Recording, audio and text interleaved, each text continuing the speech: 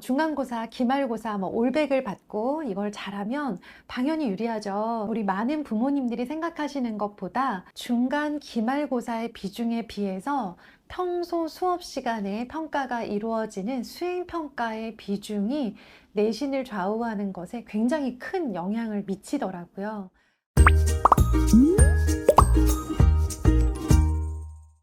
안녕하세요. 반갑습니다. 이은경입니다. 네, 슬기롭게 잘 키워보고 싶으신 여기 오신 모든 부모님들 진심으로 환영합니다. 저희 채널에 오셨다는 것은요, 알면 유리한 것들이 있다면 미리 좀 알고 싶다라는 의지를 가지신 분들이라고 생각을 해요. 그래서 제가 저희 큰아이 고등학교까지 보내보면서 정말 절실하게 느꼈던 뜻밖에도 성적을 너무나도 많이 좌우하는 등급과 등수를 가르는 수행평가에 관한 팁을 좀 드리려고 합니다. 우리가 흔히 생각하기에 아이들이 중간고사, 기말고사, 올백을 받고 이걸 잘하면 당연히 유리하죠. 우리 많은 부모님들이 생각하시는 것보다 중간, 기말고사의 비중에 비해서 평소 수업 시간에 평가가 이루어지는 수행평가의 비중이 내신을 좌우하는 것에 굉장히 큰 영향을 미치더라고요.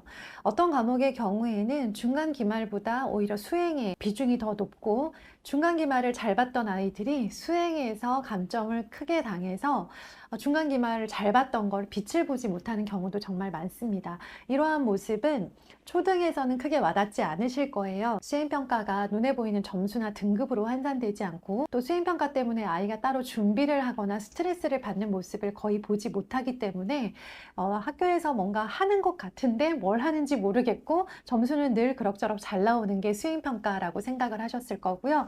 중등이 되면 본격적으로 점수로 받아볼 수 있고 그래서 그것들이 나중에 전체 등급까지도 결정하는 모습을 지켜보시다가 고등이 되면 수행평가가 이렇게까지 아이의 등급을 좌지우지하는 줄 몰랐다라고 하시면서 그간 수행평가에 대해서 조금 작게 생각하셨던 것들을 놀라거나 후회하시는 경우도 정말 많이 봅니다. 초등부터 준비해 두면 좋은 수행평가 두 가지 유형 알려드리도록 할게요.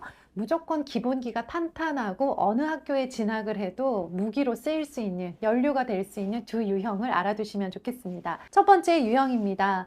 발표하기입니다. 평가다 보니까 어쩔 수 없이 한 명씩 앞에 나와서 전체 친구들과 선생님을 관객으로 둔 상태에서 본인이 준비해온 것들을 발표해야 되는 형태의 평가들이 계속 과목별로 일어나고 있고요. 그냥 발표만 하는 경우도 있고 암기해서 말하기도 하지만 가장 대표적인 유형은 프리젠테이션 자료를 준비해 와서 이 자료에 근거하여 대중을 향해서 자기가 준비한 것들을 이야기를 풀어내는 그런 형태의 발표를 해야 되는 그런 미션들이 있습니다.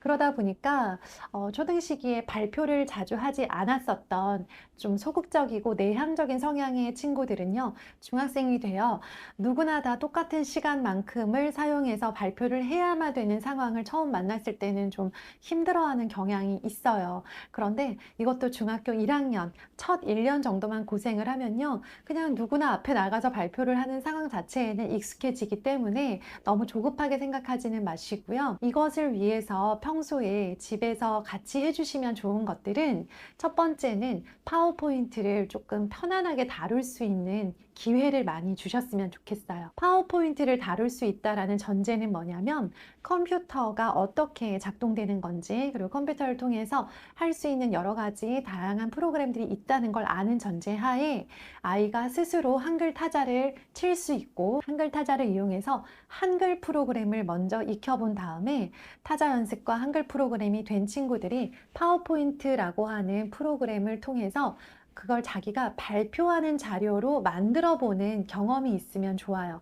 그런데 아이들이 발표 자료가 준비되지 않은 상태이기 때문에 본인이 좋아하는 주제로 PPT를 만들어 보면 좋다는 거예요. 여기까지 해서 조금 나갈 수 있겠다 하시는 경우에는요, 이걸 가지고 가족들 앞에서 발표해 보는 연습을 해보는 것도 좋아요. 교실 안에서 이걸 잘할 수 있는 아이들은 굉장히 드문데 모든 게 허용적이고 칭찬을 받을 만한 분위기인 가족들과 있는 자리에서 본인이 만든 정말 어설프게 만든 PPT를 가지고 요즘은 스마트 TV가 많다 보니까 TV로 연동해서 TV에다가 놓고 발표를 해보는 그런 경험을 해보는 것은요. 나중에 아이가 친구들 앞에서도 아, 나 이거 처음은 아니야 라는 생각을 하게 만들겠죠.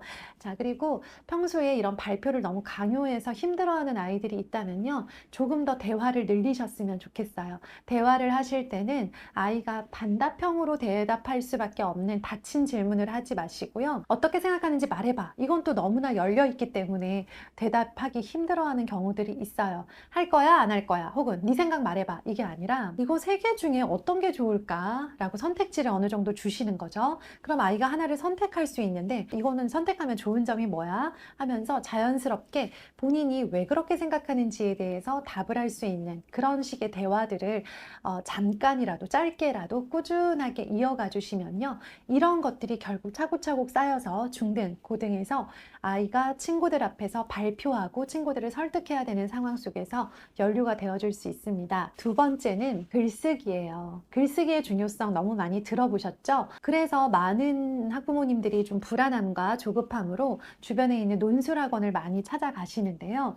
논술을 아이가 정말 쓰고 싶은 의지가 있고 여러 가지 글쓰기를 통해서 이제 논술만 배우면 되는 상황이라면 괜찮습니다. 괜찮은 선택지이지만 아직 글을 한 번도 써보지 않은 아이가 논술학원에 등록을 해서 논술학원에서 그렇게 가르쳐주는 짜여진 형태의 논술 글쓰기만 하는 경우에는요. 중등, 고등의 다양한 글쓰기 수행평가를 감당하는 걸 힘들어해요. 논술이 가장 어렵고 아이들이 쓰기 힘들어하는 글의 종류인 건 맞지만 수행평가는 논술 대회에 잘 쓴 논술을 원하는 게 아니고요.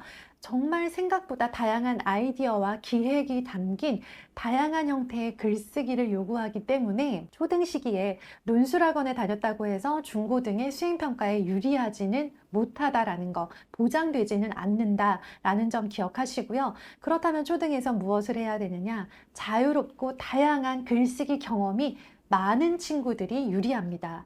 예를 들어 볼까요? 저희 큰아이가 중학교 때 도덕 수행평가에서 글쓰기 수행평가가 정말 많았고요. 그 중에 지금도 기억나는 대표적인 형태는 뭐냐면 다문화 축제를 기획해야 합니다. 어떤 코너를 만들면 좋을지 세 가지를 결정하고 왜 그 코너가 다문화 축제에 어울린다고 생각하는지 그 이유를 쓰라고 하는 거예요. 창의성이 빛나야 되면서 동시에 읽는 사람들이 아 그래 이런 코너도 있겠구나 가능하겠구나 라고 생각하는 현실적인 면도 포함이 되어야 되면서 읽는 사람들을 설득해야 되기 때문에 이 코너가 다문화 축제에 왜 어울리고 이 코너를 운영했을 때 어떤 점이 좋은지 누구에게 좋은지 그리고 어떻게 운영할 것인지에 관해서 조리 있게 쓰는 것도 너무 중요했어요. 이거는 틀에 박힌 논술의 형태는 아니지만 다양한 글쓰기, 다양한 생각을 해봤던 아이들이 유리할 수밖에 없는 시험이고요. 지금 초등이라면 다양한 형태의 글쓰기를 최대한 오랫동안 꾸준하게 경험해 보고 나서 논술학원에 가기를 추천을 드리고요. 논술학원은 미리 말씀드리지만 저는 필수라고 생각은 하지 않습니다. 중등이라면 학교에서 과제처럼 제시되는 수행평가의 그 모든 유형을 최선을 다해서 임하시기를 추천을 드립니다. 그때 그것들을 놓아버리지 않고 소홀하게 생각하지 않고 크게 등급에 영향을 미치지도 못하고 고등학교 가는데 하나도 보탬이 되지 않을 것 같은 혹은 이 수행평가는 도대체 왜 시키는 거야 라고 생각되는 정말 그런 불만 가득한 그런 과제들도 있거든요. 이것도 내가 해야 되는 거니까 최선을 다해서 할 거야 라고 했던 그 모든 시간들, 모든 경험들이요. 하나하나 소중하게 모두 고등의 연습이었어요. 그때 그걸 최선을 다해서 준비하고 평가를 받았던 그 경험 자체가 고등에서는 모두 안 해봤으면 어쩔 뻔했나 라고 하는 소중한 경험이고 준비이고 연습이었다라는 걸 절감하고 있습니다.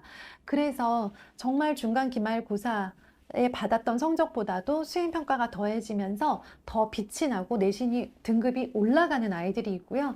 중간기말고사를 잘 봤음에도 불구하고 수행평가가 발목을 잡아서 내가 공부한 것에 비해서 내신이 떨어지는 그런 친구들도 있습니다.